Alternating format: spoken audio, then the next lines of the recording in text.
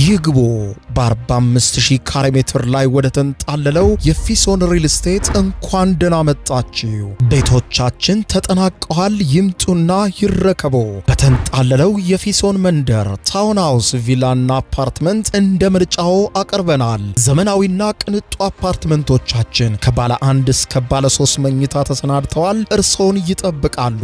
የከርሰ ምድር ውሃ፣ ለተለያዩ ፕሮግራሞች የሚሆን ሰፊ ቴራስ፣ 24 ሰዓት የማይቋረጥ ተጠባባቂ ጄኔሬተር፣ ሰፊና አስተማማኝ የመኪና ማቆሚያ፣ የደህንነት ካሜራ ጨምሮ ይሄ ቀረሽ የማይባል ዘመናዊና ቅንጡ አፓርትመንት። ምርጫው ቪላ ከሆነ ደግሞ የተሟላና በ340 ካሬ ሜትር ላይ ያረፈ በውስጡ 6 መኝታ ቤቶች፣ 7 መታጠቢያ ቤቶች፣ 2 ሳሎን፣ 1 ባህላዊና 1 ዘመናዊ ኩሽናዎችን በውስጡ ያቀፈ ቤትም አለን። ታውን ሃውስስ ቢሉ በፊሶን መንደር ምን ጠፍቶ 5 መኝታ ቤት፣ 6 መታጠቢያ ቤትን፣ 1 ባህላዊና 1 ዘመናዊ ኩሽና አካቶ በ190 ካሬ ላይ ያረፈ 2 መኪና ማቆም የሚያስችል ሰፊ ግቢ ያለው የፊሶን መንደር። ይምጡ፣ ዛሬውኑ የቤት ባለቤት ይሆኑ። በ0952 78 78 78 ወይም በ0952 79 79 79 ላይ ሃሎ ይበሉን። ፊሶን ሪል ስቴት የርሶ።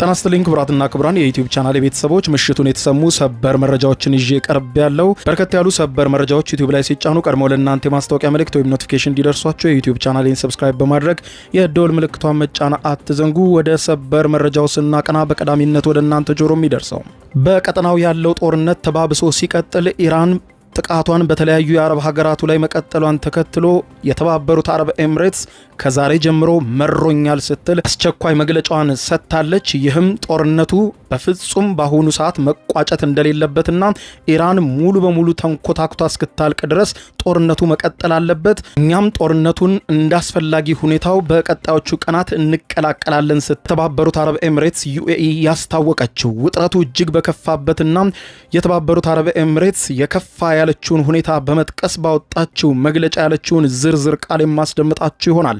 በሌላ በኩል የአሜሪካው ፕሬዝዳንት ዶናልድ ጄ ትራምፕ እስካሁን እየተነጋገርኩ ነው ሲሉ ከኢራን ጋር ያለው ሁኔታ መልካም ነው ሲሉ ቢቆዩም አሁን ከደቂቃዎች በፊት ባወጡት መረጃ ግን ትራምፕ በሲኦል በርን በላያችሁ ላይ ሳልከፍትባችሁ በፍጹም ያስቀመጥኩትን ቅድመ ሁኔታ እንዳታልፉት፣ ድርድሩን ማዳን ከፈለጋችሁ አሁኑኑ በአስቸኳይ የላኩትን ወረቀት ፈርሙ ብለዋል። ይህ ካልሆነ ግን የሲኦል በር ይከፈትባቸዋል ሲሉ ተናግረዋል። ዝርዝር መረጃውን የማስደምጣችሁ ይሆናል። በሌላ በኩል ሆርሙዝን በተመለከተ ኢራን አዲስ ሕግ ማውጣቷን አውጃለች። አዲሱ ሕግ ምንድነው? የምታደምጡት መረጃ ሲሆን በሌላ በኩል ደግሞ ክቡራን አድማጮች እንዲሁም ጦርነቱ አሁን በድርድር ቢቋጭ ለአሜሪካ እንደ ሽንፈት ሲቆጠር ለኢራንና ለእስራኤል ደግሞ ግማሽ ድልና ግማሽ ስጋት ሆኖ ያርፍባቸዋል ይላል የህንዱ ፈርስት ፖስት ባወጣው ሰፊ ትንታኔ። እንዲሁም ጦርነቱ ዛሬ ቢቆምም ቢቀጥልም ብቸኛው የጦርነቱ ተጠቃሚ ደግሞ የሩሲያው ፕሬዝዳንት ቭላዲሚሮቪች ፑቲን ናቸው ሲል ነው ትንታኔው ያስቀመጠው። ለመሆኑ ለምንድን ነው? በዝርዝር ይህንን አስገራሚ ትንታኔ የማስደምጣችሁ ይሆናል። እስከ ፍጻሜ ቆዩ። ዝርዝሩን አድምጡ ግብዣዬ ነው። ወደ መረጃዎቹ አለፍኩ። አብረን እንከታተለው።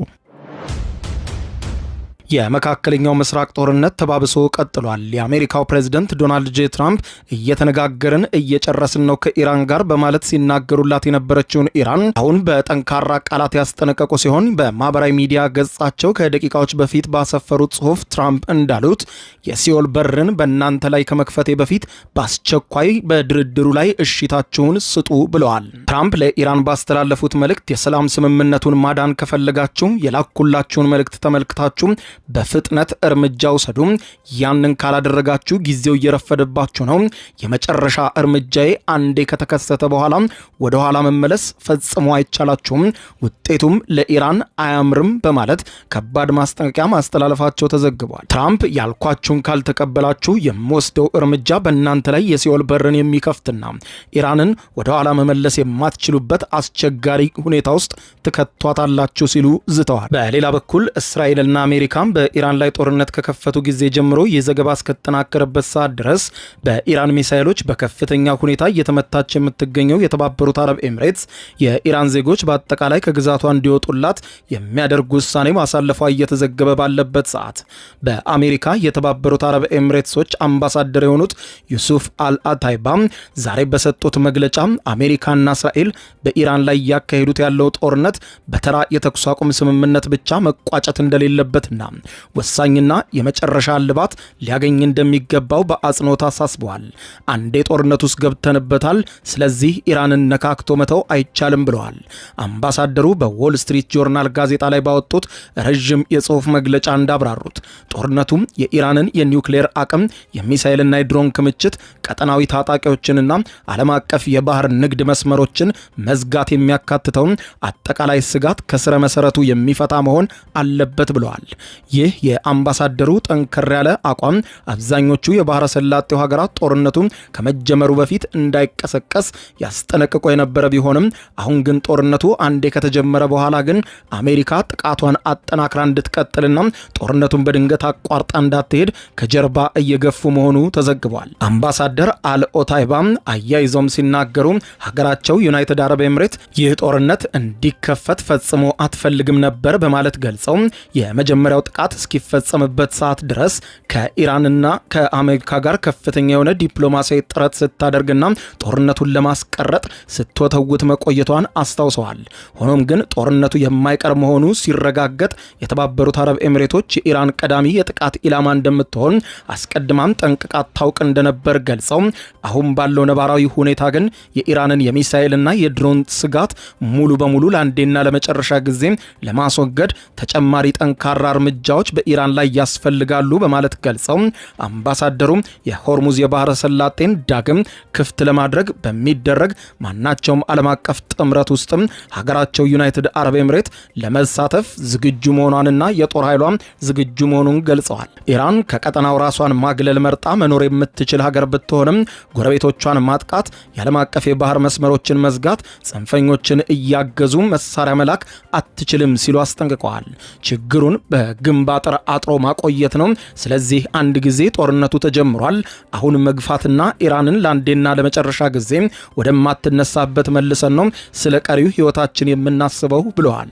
ይህ የተባበሩት አረብ ኤምሬትሶች ይፋዊ መግለጫ የቀጠናውን የተደበቀ ጂኦፖለቲካዊ ፍላጎት ፍንትው አድርጎ የሚያሳይ እንደሆነ ተንታኞች የሚናገሩ ሲሆን ይህም ማለት የባህረ ሰላጤው አረብ ሀገራት ይህንን በአሜሪካና በእስራኤል የተከፈተ ጦርነት ለዓመታት ሲያስፈራራቸው የኖረውን የኢራንን ወታደራዊና የፕሮክሲ ኃይል ለአንዴና ለመጨረሻ ጊዜ ለመደምሰስ እንደተገኘ ወርቃማ ታሪካዊ አጋጣሚ እያዩት እንደሆነ ነው የተዘገበው።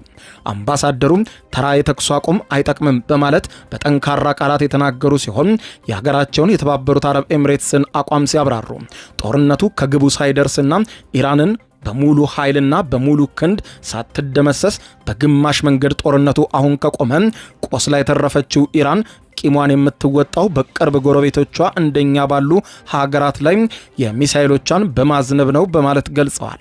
ስለዚህም አሜሪካ የጀመረችውን ኦፕሬሽን ዳር ሳታደርስና የኢራንን አቅም ሙሉ በሙሉ ሳታዳክም ጥቃቷን እንዳታቆም ከባድ የዲፕሎማሲ ጫና በአሜሪካ ላይ እያሳደሩ እንደሆነ አምባሳደሩ አስረግጠው ገልጸዋል። የተባበሩት አረብ ኤምሬትስ አሁን ሁሉም ነገር ከልኳ በላይ ሆና አምርራለች። የጦር ሰራዊቷን በተጠንቀቅ ሆኗል። ከዚህ በኋላ እርምጃ ለመውሰድና የአሜሪካና የእስራኤል ጦር ጋር ለመሰረፍ የሚገድበን ምንም አይነት ነገር የለም ሲሉም ተናግረዋል። በተያዘ ዜና ኢራን ሀገራት አስቀድመው በማሳወቅ መርከቦቻቸውን በሆርሙዝ በኩል እንዲያሳልፉ መፍቀዷ ተዘግቧል። የመርከቦቻችሁን እንቅስቃሴ ቀደም ብላችሁ ለኢራን በማሳወቅና ከኢራን ፍቃድ በመጠየቅ በሆርሙዝ ወሽመጥ በኩል ማለፍ ትችላላችሁ በማለት ኢራን ማስታወቋን በደቡብ ኮሪያ የኢራን አምባሳደር አስታውቋል። አምባሳደር ሳኢድ ኮዜቺም በደቡብ ኮሪያ ዋና ከተማ ሴኡል ውስጥ በሰጡት መግለጫ እንደተናገሩት አስቀድሞ ከኢራን ጋር በሚደረግ ግንኙነትና በሚሰጥ ፈቃድ የሀገሪቱ መርከቦች በባህር መተላለፊያው በኩል ያለ ችግር ማለፍ እንደሚችሉ አመልክተዋል። ለዚህም ሁኔታዎችን ለማመቻቸት ደቡብ ኮሪያ ስለ መርከቦቿ እንቅስቃሴ ያላት መረጃን ለኢራን ቀደም ብላ እንድታሳውቅ መጠየቋንም አምባሳደሩ ገልጸዋል። ይህ በእንዲህ እንዳለ ለማሌዥያው ጠቅላይ ሚኒስትር አንዋር ኢብራሂም ከኢራን ባለስልጣናት ጋር ንግግር ከተደረገ በኋላ የሀገራቸውን መርከቦች በሆርሙዝ በኩል እንዲያልፉ እንደተፈቀደላቸው አስታውቀዋል። ጠቅላይ ሚኒስትሩ ጨምሮም ለዚህ ሲባል ከኢራን፣ ከግብጽ፣ ከቱርክና ከሌሎችም የቀጠናው ሀገራት ጋር ንግግር አድርገናል ብለዋል።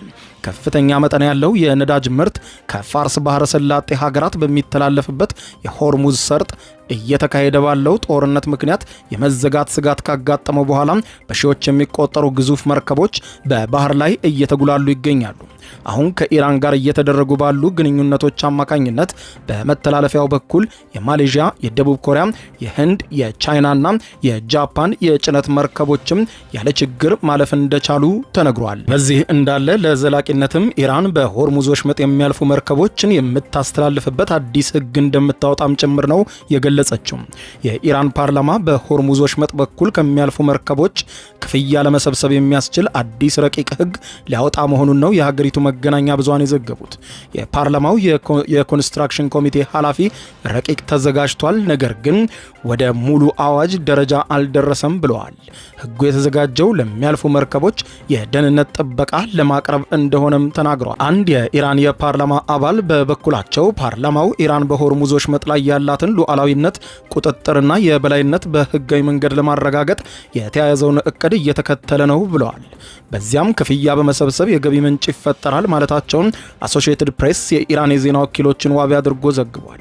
ሸቀጦችን በሌሎች ኮሪደሮች ሲያልፉ የትራንዚት ክፍያ እንደሚከፈል ሁሉም ይህም ሙሉ በሙሉ ተፈጥሯዊ ነው። የሆርሙዝ ወሽመጥም መተላለፊያ ሆኗል፣ የኢራን ንብረት ነው ብለዋል። እኛ ጥበቃ እናቀርባለን፣ መርከቦችና የነዳጅ ጫኞችም ይህንን አይነት ክፍያ መክፈላቸውም ተፈጥሯዊ ነው ሲሉ የረቂቁን መነሻ አስረድተዋል። በወሽመጡ ከሚያልፉ መርከቦች የሚሰበሰበው ክፍያ ምን ያህል እንደሚሆን እስካሁን አልተተመነም ብለዋል። የኢራን የውጭ ጉዳይ ሚኒስትር አባስ አራግቺ ትናንትና ምሽት በቴሌቪዥን በተላለፈ ንግግራቸው ኢራን እስካሁን እንደ ቻይና፣ ሩሲያ፣ ፓኪስታን፣ ኢራቅና ህንድ ካሉ ሀገራት የቀረበላትን የመርከቦች ይለፉ ጥያቄ መቀበሏን አረጋግጠዋል። ከኢራን አንጻር ሲታይ የሆርሙዝ ወሽመጥ ሙሉ በሙሉ አልተዘጋም፣ ለጠላቶቻችን ብቻ ነው የተዘጋው ሲሉ ነው የተናገሩ። በሌላ በኩል ኢራን የቀጠናውን ትልቅ ስጋት ናት በማለት ስትገልጽ የከረመችውና ከሐማስ ጋር ከገባቸው በጋዛም ለዓመታት የዘለቀ ጦርነት ባሻገር በሊባኖስ ከሄዝቦላ ጋር ስትዋጋ የቆየችው እስራኤል ከወራት በፊት ከአሜሪካ ጋር በመሆን በኢራን ላይ የፈጸመችው ጥቃት በቂ እንዳልነበርና ጥቃቱ የኢራንን ወታደራዊ አቅም ሙሉ በሙሉ ማጥፋት አለመቻሉን በመግለጽ በድጋሚ በኢራን ላይ ጥቃት ለመፈጸም የአሜሪካን ድጋፍና ይሁንታ ያገኘችው እስራኤል ይህ ጦርነት በተኩስ አቁም ስምምነት ቢቋጭ ቢያንስ ካለፈው የ12 ቀናቱ ጦርነት በተሻለ ኢራንን የኒውክሌር ጣቢያዎች እንዲሁም የሚሳኤል ክምችትና በአጠቃላይ ወታደራዊ አቅሟን በከፍተኛ መጠን ማዳከሟንና ለዓመታት በቀጠናው ተፈሪ ሆነው የቆዩትን የኢራኑ መሪ አያቶላ አሊ ካሚኒን ጨምሮ ከፍተኛ ባለስልጣኖቻቸውን መግደል መቻሏን ተከትሎም እንደ ሽንፈት የሚቆጠር አይደለም በማለት ያስተባበለችው እስራኤል ነገር ግን ከአያቶላ አሊ ካሚኒና ከባለስልጣኖቻቸው ግድያ በኋላም የኢራን አብዮታዊ ስርዓት በካሚኒ ልጅ አያቶላ ሙጅታባ ካሚኒን ጨምሮ በሌሎችም መሪዎች መተካቱና ኢራን የሚሳኤል ክምችቷን ጨምሮ ወታደራዊ አቅሟን ሙሉ በሙሉ መጠቀም መቀጠሏን ተከትሎም ጥቃቱ እንደታሰበው የኢራንን ወታደራዊ አቅም አለማውደሙ ጦርነቱን በመጨረሻም ለእስራኤል ከፊል ድልና ከፊል ስጋት ሆኖባታል ሲል ይገልጻል። የመገናኛ ብዙሃኑ የፈርስት ፖስት ትንታኔ እንደሚገልጸው ከእስራኤል ጋር በመሆን በኢራን ላይ ከባድ ጥቃት ለሰነዘረችው አሜሪካ በበኩሏ በዚህ ጦርነት ያላት ትልቅ አቅም ለኢራን ብቻም ሳይሆን ለዓለም በማሳየት በሺዎች የሚቆጠሩ ኪሎሜትሮችን ተምዘግዝገው ዓላማቸውን ማውደም የሚችሉ ግዙፍ ዘመናዊ ሚሳኤሎችና የጦር መሳሪያዎችን ጨምሮ ለዓለም ሀገራት ማሳያ የሚሆን መልኩ ጠንካራ ወታደራዊ አቅም እንዳላት ያሳየችበት ሲሆን በስትራቴጂካዊ አግባብ ግን አሜሪካና እስራኤል በኢራን ላይ ጥቃት ከሰነዘሩ ከሰዓታት በኋላም ድል ያወጁት ዶናልድ ጄ ትራምፕ ከሳምንታት በኋላም ደግሞ ስለ ድርድር ማንሳታቸው በጦርነቱ እንዳሉት ከማሸነፍ ይልቅ እየተዳከሙ መምጣታቸው ያሳየና አሜሪካም በአውሮፓውያን ሀገራት ያላት ተቀባይነትና ተሰሚነትም ጥያቄ ውስጥ የከተተ ከመሆኑም ባሻገር ቀደም ሲል ሩሲያም በዩክሬን ላይ የምትፈጽመውን ጥቃት እንድታቆምና ቻይናም ግዛቴ ናት የምትላትን ታይዋንን እንዳትወር ስታስጠነቅቅ ለቆየችው አሜሪካ ከሳምንታት በፊት በኢራን ላይ የፈጸመችው ታሪካዊ ስህተት አሁንም የቀጠለችው ጥቃት አሜሪካ ሀገራቱን በሌሎች ሀገራት ላይ ጥቃት እንዳይፈጽሙ የምታስጠነቅቅበትን አግባብ እንደሚያሳጣትም ጭምር አስታውቋል። በሌላ በኩል ከአሜሪካና እስራኤል ድንገተኛ ከባድ ጥቃት የተሰነዘረባትና ባልተጠበቀ መልኩ መሪዋ አያቶላ አሊ ካሚኒን ጨምሮ ከፍተኛ አመራሮቿን በሙሉ ያጣችው ኢራን ለተሰነዘረባት ጥቃት በአጸፋው በእስራኤል እንዲሁም በቀጠናው በሚገኙ የገልፍ ሀገራት ላይ ተከታታይ አውዳሚ የአየር ጥቃቶችን በመሰንዘር ስትቀጥል ጦርነቱ አሁን ላይ ቢያበቃ እንደ እስራኤል ሁሉም ድልና ስጋት እንደሚጠብቃት ያነሳው የፈርስት ፖስት ትንታኔ ምንም እንኳን ኢራን በጥቃቱ የአየር የባህር ኃይል አቋሟን ጨምሮ በርካታ የሚሳኤል ክምችቶች የኒውክሌር ጣቢያዎችን ብታጣም ለኢራን የዚህ ጦርነት ዓላማ አሜሪካና እስራኤልን ማሸነፍ ሳይሆን ሀገሪቱን በጥምር ከሚፈጽሙት ጥቃት መትረፍ እንደመሆኑ እየተፈጸመባት ባለው ጥቃት መካከል በእስራኤልና በቀጠናው የገልፍ ሀገራት ላይ የአሸናፊነት እርምጃ እየወሰደች እዚህ መድረሷም ጦርነቱ ቢያበቃ እስላማዊ አብዮታዊ ሪፐብሊክ ስርዓቷ በስልጣን ላይ እያለ ጦርነቱን መቃጨት መቻሏ በራሱ ለኢራን የድል ምልክት ተደርጎ ይወሰዳል ይላል ትንታኔው። አክሎም ግን በኢራን ላይ የደረሰው ከባድ ውድመት ሀገሪቱ በተለይም ወታደራዊና ኢኮኖሚያዊ አቅሟን መልሳ ለመገንባት በርካታ ዓመታትን ወደሚፈጅባት ደረጃ መውረዷ ምናልባትም እጅግ በጣም አሳሳቢ ሁኔታ ውስጥ ልትወድቅ ትችላለች በማለት ይገልጻል። በዚህም ጦርነቱ በሰላምም ሆነ በሌላ መንገድ በመቋጨቱ የሚያተርፉት ብቸኛው ሰው የሩሲያው መሪ ፕሬዝዳንት ቭላዲሚሮቪች ፑቲን ብቻ መሆናቸውን በማንሳት ኢራን በጦርነቱ የሆርሙዝ ወሽመጥን መዝጋቷን ተከትሎ የሩሲያ የነዳጅ ክምችት በስፋት ለገበያ እንዲቀርብ አሜሪካ ሳትቀር ማዕቀቧን ማንሳቷን አንዱ ትልቅ ድል ለሩሲያ ሲሆን አሜሪካና ምዕራባውያን ሀገራት ትኩረትን ከዩክሬን ይልቅ ወደ መካከለኛው ምስራቅ ማዞራቸው እንዲሁም ሀገራቱ ለዩክሬን የሚያቀርቡትን ድጋፍ በሆርሙዝ ወሽመጥ መዘጋት ምክንያት መጓተቱ ለሩሲያ ተደራራቢ ድል መሆኑን ጠቅሶ በአሜሪካና ኢራን መካከል የሰላም ስምምነት ላይ መድረስ ቢቻልም እንኳን በዓለም ደረጃ የተፈጠረውን የነዳጅ ቀውስ ለማብረድ ሲባል ወራትን መፍጀቱን ለሩሲያ የነዳጅ ክምችቷን በከፍተኛ ሁኔታ ለመሸጥ የወራት ዕድሜና ከፍተኛ የገንዘብ አቅም እንደሚሰጣት በማንሳት ቀሪው ዓለም ግን ግጭቱ በሰላማዊ መንገድ ተፈቶ የሆርሙዝ ወሽመጥ ዳግም እንቅስቃሴ ክፍት እንዲሆን ሀገራቱም የነዳጅ አቅርቦቶቻቸው ወደ ነበረበት እንዲመለስ በተስፋና በስጋት ውስጥ ሆኖ እየተጠባበቀ ነው ተብሏል። ክቡራን አድማጮች ለሰዓቱ ብታደምጧቸው መልካም ናቸው ያልኳቸው አጫጭር መረጃዎች የሰማችኋቸው ናቸው። ከሰዓታት በኋላ በሌላ መረጃ ተመልሰን እስከምንገናኝ በያለንበት ያለም ዳር ቸር እንቆይ። የአቤል ብርሃኑ የወይኗ ልጅ መጽሐፍ ሁለተኛ እትም በገበያ ላይ። ዩቲዩብ ለመጀመር በአጭር ጊዜ ስኬትን ለመቀዳጀት አስበዋል? ዩቲዩብ ብጀምር ስንት ብር አገኘሁም ብሎ አስበዋል? እንግዲያውስ በዩቲዩብ 2 የወርቅ 3 የብር ሽልማቶችን ያገኘው የአቤል ብርሃኑ የወይኗ ልጅ የዩቲዩብ ሚስጥሮች መጽሐፍ በዝርዝር ሁሉንም ያብራራሉታል። ዛሬውኑ ገዝተው ህልሞን እውን የሚያደርጉበትን የዩቲዩብ የስኬት መንገድ ይጀምሩ። በሀገር ቤት አከፋፋይ አዲስ አበባ ሜክሲኮ ኮሜርስ መጽሐፍት መደብር። በውጭ ሀገራት ለምትገኙ ከአማዞን ላይ ብታዙ በቀናት ውስጥ ደጁ ይደርሳል። የአማዞን ሊንኩን እዚህ ቪዲዮ ኮሜንት ላይ ያገኙታል። የዩቲዩብ ሚስጥሮች ዘመኑ ጋር ተፈላጊ መጽሐፍ።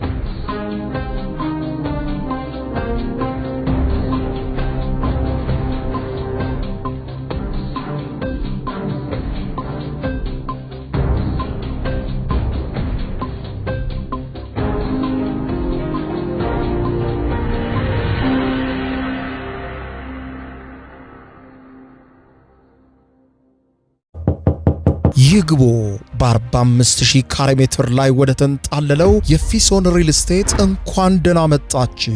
ቤቶቻችን ተጠናቀዋል። ይምጡና ይረከቡ።